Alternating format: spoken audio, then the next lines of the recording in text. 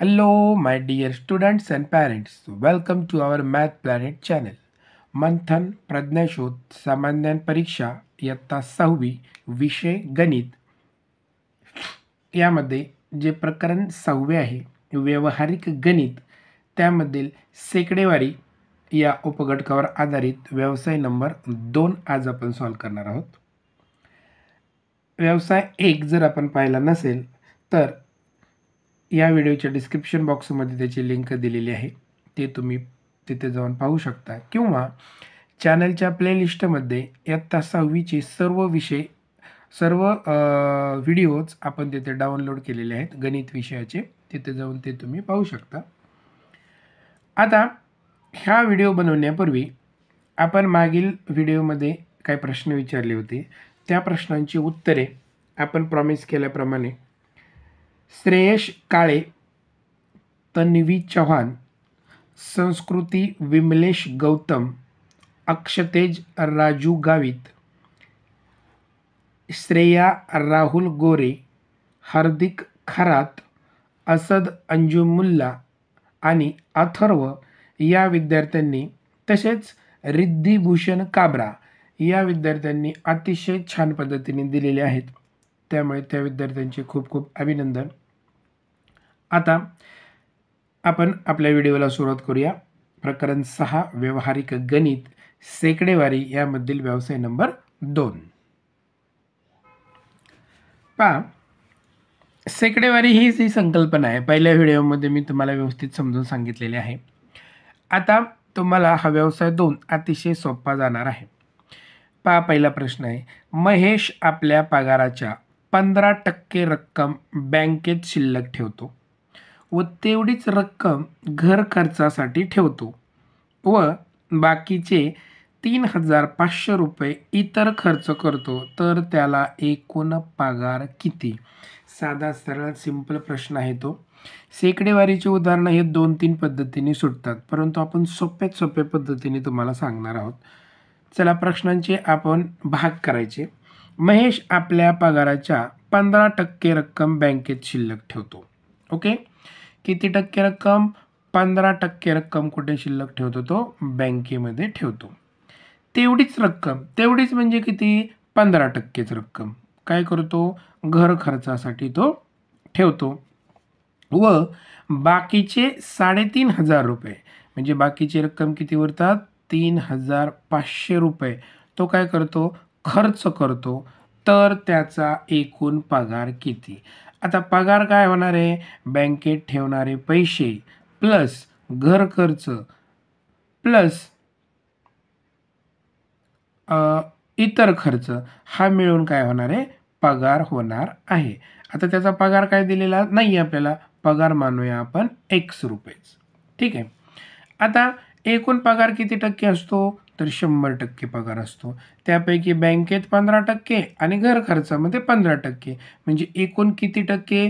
30% पगार त्याचा इथंच गेलेला आहे. आता उरला किती टक्के पगार? 70% पगार त्याचा उरलेला आहे. आणि त्यांनी काय सांगितलेलं आहे? हा 70% म्हणजे किती? 3,500 रुपये, तर त्याला एकूण पगार किती? आता 70%ची व्हॅल्यू किती दिली? 3,500 रुपये. मग आपल्याला काय करायचं आहे? कोणाच्या 70% म्हणजे 3,500 रुपये एवढंच आपल्याला काढायचं आहे.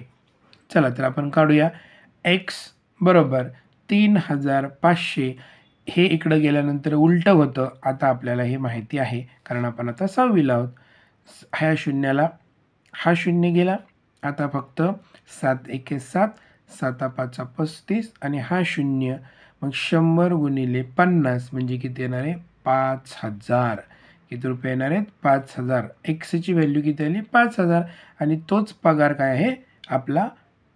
5,000 रुपये हे उत्तर आलेलं आहे. ठीक आहे, अतिशय साधा सरळ सोपा प्रश्न होता हा. आता दुसरा प्रश्न आपण सोडवणार आहोत. वस्तूची किंमत 20.5% वाढली तर 500 रुपये किमतीची वस्तू किती रुपयास मिळेल? साधा सिंपल प्रश्न आहे तो.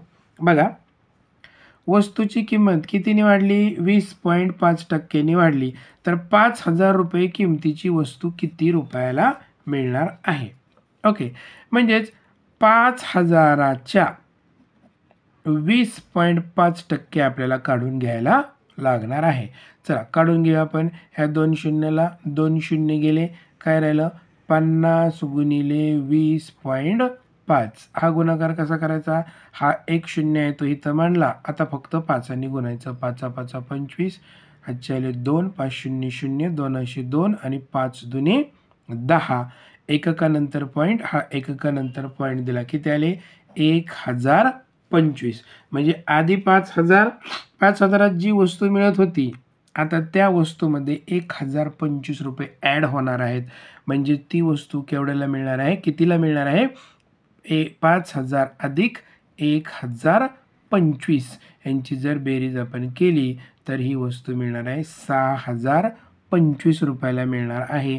मग 6,025 आहे ऑप्शन नंबर 3 मध्ये आहे. मग दुसऱ्याचं उत्तर option number 3 is the right answer. आता आपण तिसरा प्रश्न सोडवणार आहोत. पहा आता तिसरा प्रश्न आहे. 900 गुणांच्या परीक्षेत रमेशने 87% गुण मिळवले. इथपर्यंत प्रश्नाचा पहिला भाग. त्याच परीक्षेत अनिलला रमेशपेक्षा 180 गुण मिळाले तर अनिलला किती टक्के गुण मिळाले? आता प्रश्नाचे 3 भाग आहेत पाहते. 900 गुणांच्या परीक्षेत रमेशने 87% गुण मिळवले. म्हणजे 900चा किती टक्के? 87% आधी आपल्याला काढून घ्यायला लागणार आहेत. म्हणजे काय होतील? आपल्याला रमेशचे गुण मिळतील. म्हणजे 2 शून्याला 2 शून्य हे गेले. 9 7 63, हातच्याले 6, 9 72 आणि 6 78. म्हणजे रमेशला एकूण गुण किती मिळाले? तर 783 गुण मिळाले. हा झाला प्रश्नाचा पहिला भाग. आता दुसरा भाग काय? त्याच परीक्षेत अनिलला रमेशपेक्षा 180 गुण कमी मिळाले. तर रमेशला किती मिळालेत? 783. मग अनिलला 180 कमी मिळालेले आहेत. मग ह्या दोघांची जर वजाबाकी आपण केली तर काय येणार आहे? पहा, 3तून 0 गेले 3, 8तून 8 गेले 0 आणि 7तून 1 गेला 6. हे 603 गुण कोणाचे होतील? अनिलचे होणार आहेत. आता अनिलचे गुण झाले 603, रमेशचे झाले 783. पुढे काय विचारले? तर अनिलला किती टक्के गुण मिळाले? आता परीक्षा होती 900 पैकी आणि ह्याला किती मिळालेत? 603 मार्क मिळालेत. म्हणजे 900 पैकी 603 गुण मिळालेले आहेत. तर आपल्याला टक्केवारी काढताना आपण कसं काढतो? 100 पैकी किती अशा पद्धतीने काढतो आणि तिरका गुणाकार करून आपण काय करतो? ते सोडवतो. म्हणजेच 900 गुणिले x बरोबर 603 गुणिले 100 छेद पुढच्या टेपमध्ये होईल ते. म्हणून x बरोबर 603 गुणिले 100 छेद 900 असं जर आपण सोडवलं तर आपल्याला बरोबर त्याची टक्केवारी येणार आहे. ह्या 2 शून्याला 2 शून्य गेले. 9 1 9, 9 सख 54, खाली राहिले 6, वरून घेतले 3 झाले 63. आणि म्हणजे काय येणार तिथं? 9 7 63. किती टक्के येणार? 67% हे त्याचं उत्तर येणार आहे. मग 67% कुठे आहे? तर ऑप्शन नंबर 2 मध्ये आहे. म्हणून तिसऱ्याचं उत्तर option number 2 is the right answer. अतिशय सोपा प्रश्न होता हा. आता आपण पुढचा प्रश्न पाहूया.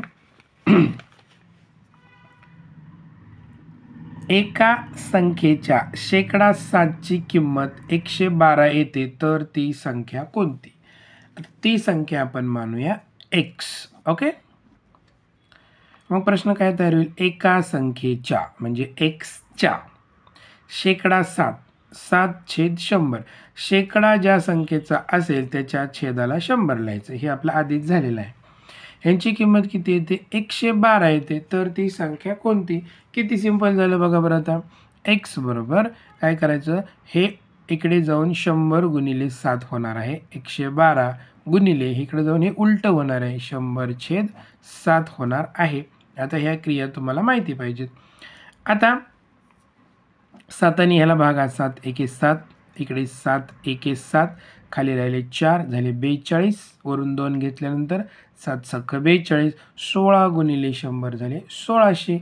अतिशय सिंपल आणि तुमचा वेळ वाचवणारा हा प्रश्न आहे. 1600 उत्तर आलेलं आहे त्याचं. 1600 ऑप्शन नंबर 1ला, म्हणून चौथ्याचं उत्तर option number 1 is the right answer. आता पाचवा जो प्रश्न आहे तो बऱ्याच वेळा परीक्षेला आलेला आहे.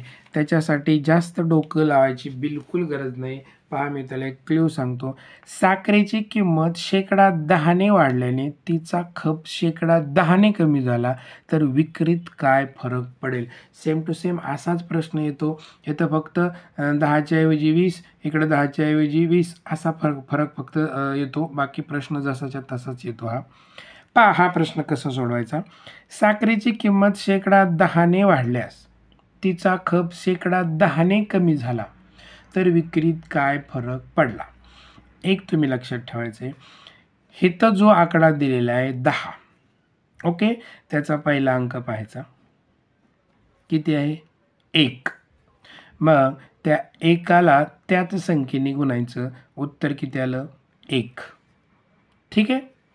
म्हणजेच ह्याचं आणि तुमचं जर इथं 10% कमी असा शब्द असेल तर इकडं पण कमी शब्द आपण लावायचा आणि हे त्याचं उत्तर आलं 1% कमी. मग 1% कमी कुठे आहे? ऑप्शन नंबर 1मध्ये आहे. आणि मग पाचव्याचं उत्तर option number 1 is the right answer. इथं जर 20% आणि 20% असतं तर आपण काय केलं असतं? 20 जर असतं तर आपण हा पहिला अंक घेतला असता 2, त्याला 2नेच गुणलं असतं, उत्तर आलं असतं 4. हे तर कमी असतं तर आपण कमी बोललो असतो आणि उत्तर आलं असतं 4% कमी. ठीक आहे. तर अशा पद्धतीने ह्या ट्रिक आहेत. हे तर जास्त डोकं लावायची आपल्याला गरज नाही. तुम्हाला जर स्पष्टीकरणच हवं असेल या प्रश्नाचं तर कमेंट बॉक्समध्ये टाका, आपण स्पेशल स्पष्टीकरण पण लिहूया. परंतु आपल्याला वेळ खूप कमी असतो त्यामुळे अशा गोष्टी कुठेतरी आपल्याला वापरावा लागतात. ठीक आहे. स्पष्टीकरण पाहिजे असेल तर कमेंट बॉक्समध्ये नक्की टाका. चला, पाचव्याचं उत्तर झालेलं आहे ऑप्शन नंबर 1. 6वा जो आहे, 6वा अतिशय सोपा प्रश्न आहे. पहा, 2500चा 2500चा म्हणजे गुणाकार 12% म्हणजेच 12/100 बरोबर एक्सचा 15%. तर एक्स बरोबर किती असं आपलं टार्गेट आहे. एक्सची व्हॅल्यू काढायचं. आता हे 2 शून्याला 2 शून्य गेले. 25 दुने 50, हातचे आले 5, 25 एक 25 आणि 5 झाले 30, म्हणजे उत्तर किती आलं? 300. आता LHS जर 300 आली तर RHS म्हणजेच डावी बाजू तर 300 आली तर उजवी बाजूसुद्धा आपली 300 यायला पाहिजे. तुम्ही ऑप्शनमधून घेऊन सुद्धा करू शकता किंवा आता बघा ऑप्शनमधून घेऊन केलं तरी चालेल किंवा तुम्ही अशा पद्धतीने सोडवलं तरी चालेल. असं तर परफेक्टच उत्तर येणार आहे. काय करूया, एक्स इकडे जर ठेवला तर हे इकडे जाऊन काय होणार आहे? उलटं कॅल्क्युलेशन होणार आहे. 100/15. मग 15 एके 15, 15 दुने 30 आणि हा 0. 20 गुणिले 100 म्हणजेच किती येणार आहे? 2000 हे त्याचं उत्तर येणार आहे. मग एक्सची व्हॅल्यू किती येणार आहे? 2000. मग 2000 कुठे आहे? ऑप्शन नंबर 2ला आहे. म्हणून 6व्याचं उत्तर option number 2 is the right answer. अतिशय साधं सरळ सोपं होतं ते. आता 7/40चा 20% बरोबर किती? 7/40चा 20%. आता हा खूपच सोपा प्रश्न आहे त्यामुळे मी पाहते 7/40चा 20% आपल्याला काढायचा आहे. 7/40चा 20%. आता हा खूपच सोपा प्रश्न आहे त्याच्यामुळे तो तुम्ही सोडवायचा आहे आणि त्याचं उत्तर तुम्ही कमेंट बॉक्समध्ये टाकायचं आहे.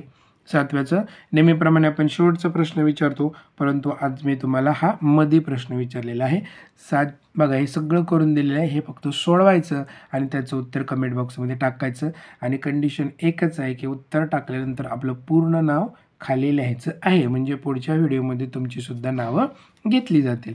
आता 8वा प्रश्न, 150चा 20% म्हणजे 40चा शेकडा किती? असा साधा सरळ सोपा प्रश्न आहे. 150चा 20%. आधी 150चा 20% काढूया. 150चा 20%. ओके. ह्या शून्याला हा शून्य गेला, ह्या शून्याला हा शून्य गेला. किती झाला? 15 दुने 30. ठीक आहे. मग 150चा 20% किती आला? 30. ठीक आहे. ते काय म्हणतात?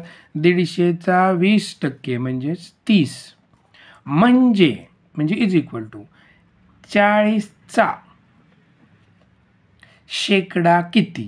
40चा शेकडा किती? म्हणजेच 40चा शेकडा. शेकडा म्हणजे कोणत्या संख्येचा शेकडा? म्हणजेच जे उत्तर येईल त्याला आपण छेद 100 असं करतो. आता हे फक्त सोडवून घ्यायचं आहे आणि त्याचं उत्तर शेकड्याच्या स्वरूपात घ्यायचं आहे.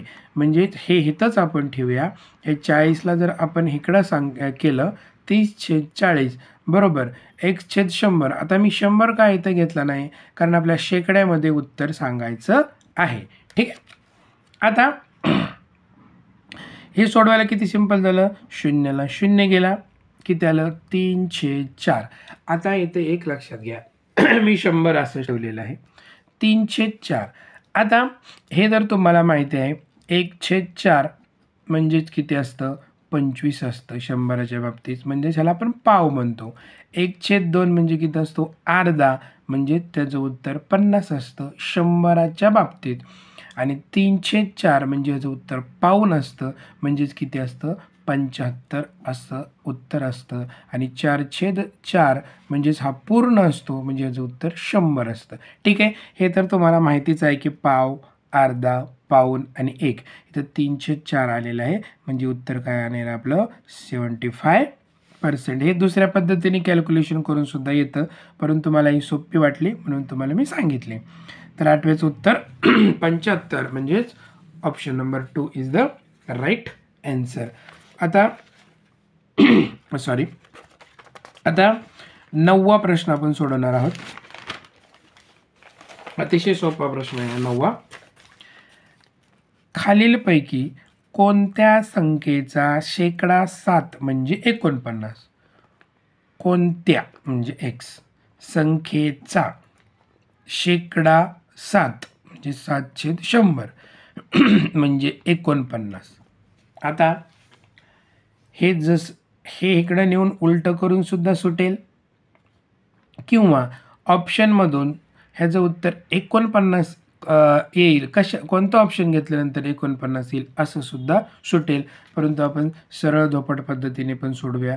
x is equal to 49 into हे उलटं होईल 100/7.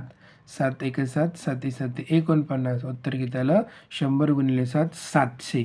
मग 700 कुठे? ऑप्शन नंबर 3 मध्ये आहे. म्हणून 7वेचं उत्तर ऑप्शन नंबर 3 इज द 9वेचं उत्तर option number 3 is the right answer. आता 10वा प्रश्न पहा. 10वा प्रश्न बऱ्याच वेळा आलेला आहे. बऱ्याच वेळा असा पद्धतीचा प्रश्न येतो. तुम्ही जर मागील प्रश्नपत्रिका पाहिल्या तर याच्यामध्ये फक्त अंक चेंज करून बऱ्याच वेळा हा पॅटर्न आलेला आहे आणि तो प्रश्न तुम्हाला व्यवस्थित समजून देणं खूप महत्त्वाचं आहे. 10वा प्रश्न पहा. नेहमीप्रमाणे 10वा तुमच्यासाठी असतो, परंतु ठीक आहे आपण तुम्हाला चान्स दिलेला आहे. वरचा 7वा की 8वा कोणता तरी प्रश्न मी तुम्हाला दिलेला आहे, तो तुम्ही सोडवा. एका गावाची लोकसंख्या 4500 आहे. ठीक आहे. ती दरवर्षी 20% वाढते. तर 3 वर्षाअखेर त्या गावची लोकसंख्या किती होईल? 3 वर्षाअखेर म्हणजे 3 वर्ष आपल्याला त्याची 3 वर्षांनी त्या गावची लोकसंख्या किती होईल ते आपल्याला सांगायचं आहे. आता पहिल्या वर्षीचं उत्तर काढायला लागेल, नंतर दुसऱ्या वर्षीचं उत्तर काढायला लागेल आणि नंतर तिसऱ्या वर्षीचं जे उत्तर असेल ते आपलं फायनल असणार आहे. आता पहिल्या वर्षी बघा किती लोकसंख्या आहे? 4500 दिलेली आहे, परंतु ती किती टक्क्याने वाढते? 20% ती वाढते. मग पहिल्या वर्षी लोकसंख्या किती होणार आहे? ह्या 2 शून्याला 2 शून्य गेले. ओके. हा 1 शून्य दिला इथे आपण आणि 45 दुने 90 म्हणजेच पहिल्या वर्षी 900ने लोकसंख्या वाढणार आहे. म्हणजे आधी लोकसंख्या किती होती? 4000 500 होती, आता त्याच्यामध्ये 900ची वाढ झालेली आहे. बघा, बेरीज जरी केली 9 आणि 5 14, हातचा आला 1, 4 आणि 1 5, 5400 लोकसंख्या पहिल्या वर्षी झालेली आहे. आता 5400 लोकसंख्या दुसऱ्या वर्षी तीच असणार आहे आणि त्याच्यात 20% वाढ होणार आहे, हे तर लक्षात घ्या. म्हणजे आपल्याला लोकसंख्या दिली 4500, त्याच्यामध्ये पहिल्या वर्षी 20% वाढ झाली. म्हणजे कितीने वाढ झाली? 900ने वाढ झाली. हे 900 ह्याच्यात मिळवायचे, म्हणजे ही झाली एकूण लोकसंख्या 5400. आता ह्या 5400चा 20%, चला तो काढूया. हा एक 0, 2 चोक 8 आणि 2 पंचे 10. ओके, म्हणजे दुसऱ्या वर्षी लोकसंख्या होती 5400, त्याच्यामध्ये 20% वाढून झाली 1080, त्याच्यामध्ये वाढले, तर वाढली किती लोकसंख्या? 6480. लगेच उत्तर लिहायचं नाही, आपल्याला 3 वर्षानंतरचं विचारायचं आहे. पुन्हा 6480चा 20% आपण काढायचा आहे. बघा, इथे एक 0 गेला, इथे एक 0 गेला, इथे एक गेला, इथे एक गेला. आणि आता आपण काढा 2 8 16, हातचा आला 1, 2 चोक 8 आणि 1 9, 2 सकी 12. आता ह्यांची आपल्याला बेरीज करायला लागेल. 6480 अधिक 1296. चला बेरीज करूया. इथं 6, 9 8 17, हातचा आला 1, 4 2 6 आणि 1 7 आणि 6 आणि 1 7. ही झाली तिसऱ्या वर्षीची लोकसंख्या 7776. कुठे आहे 7776? ऑप्शन नंबर 3 मध्ये आहे. म्हणून 10व्याचं उत्तर option number 3 is the right answer. 7776 हे त्याचं राईट ॲन्सर आहे. ते कुठे आहे? ऑप्शन नंबर 3 मध्ये आहे. व्यवस्थित हे पुन्हा ओव्हरलुकिंग करा. गडबडीमध्ये तुम्ही चुकीचं करता. व्यवस्थित ओव्हरलुकिंग केलं असेल तुम्ही. आशा करतो की या व्हिडिओमध्ये सांगितलेले सर्व कन्सेप्ट तुम्हाला छानपैकी कळालेले असतील आणि यावर आधारित जे काही प्रश्न परीक्षेमध्ये येतील ते प्रश्न तुम्हाला 100% सुटतील. तुम्हाला यावर आधारित प्रश्न सुटले तर तेच माझ्यासाठी एक खूप मोठं समाधान असेल. व्हिडिओ आवडला तर लाईक करा, शेअर करा आणि चॅनलला सबस्क्राईब करायला विसरू नका. आपले जे बंधू भगिनी मित्रमंडळी असतील ते सुद्धा जर मंथनला बसते असतील तर त्यांच्यापर्यंतसुद्धा हा व्हिडिओ पोहोचवा. धन्यवाद.